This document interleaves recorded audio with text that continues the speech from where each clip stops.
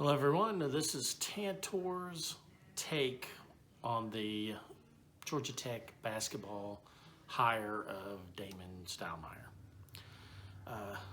Been avoiding this one for a few days, didn't want to do it, hoping that we release it right in the middle of the tournament so that it's hidden, because I really don't want anybody to watch it, but it's my responsibility and my job to give my opinion on Georgia Tech basketball. And in this case, I didn't want to do it because I am a Georgia Tech guy.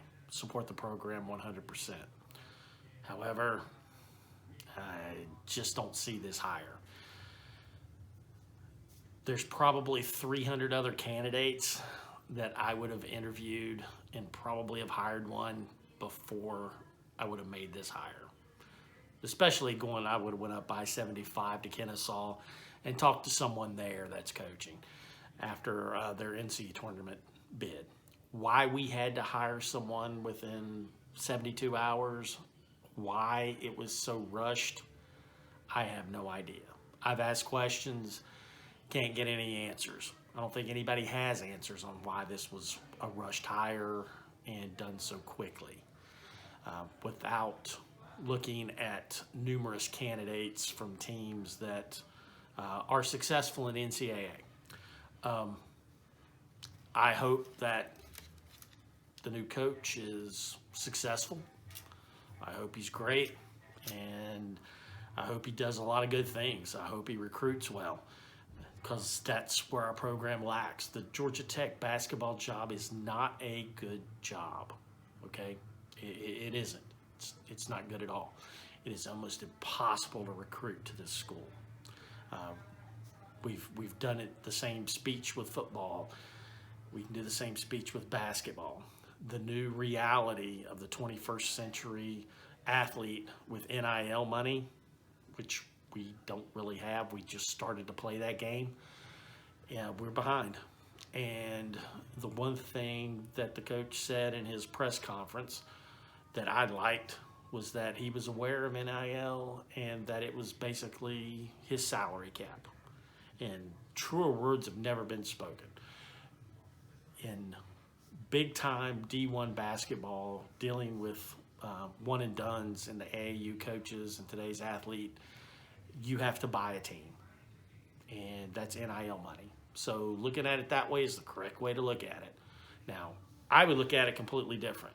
I would rephrase Georgia Tech as being a mid-major, and I would look at four-year athletes that could be developed over a time period and start paying them NIL money once they're successful, instead of trying to buy high school seniors that you have no idea if they can play college basketball or not, and spend our limited resources, because our NIL money is limited resources. I think it's very foolish to enter into the AAU market trying to buy high school athletes and compete against the Kentuckys, the Dukes,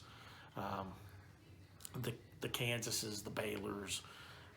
Now it's the Alabamas. Shoot, I mean, they're kicking butt too. So it's really difficult. And Pittsburgh in the ACC, Pittsburgh's starting five is making NBA money. Well, not quite. That's an exaggeration. At least better than G League money. So we can't compete in those arenas with NIL money. So why are we trying? I think it's very foolish to think that we can compete there. Everything nationally is being said that this is a great hire for Georgia Tech, that it's fantastic, that you've got an experienced college coach, an experienced NBA player, an experienced NBA coach. When I'm having to be told that this is a great hire, it's not a great hire. So, if I'm having to be sold this car, it's not a good car, and it's not the car for me. That's the way I look at it. Do I wish most success? Absolutely. But I would have been looking at a current college head coach, not a distant past college head coach of a small school. I want my coaches more relevant to today. we'll see what happens. I'm still supporting the program. Wish the best, but I'm expecting the worst.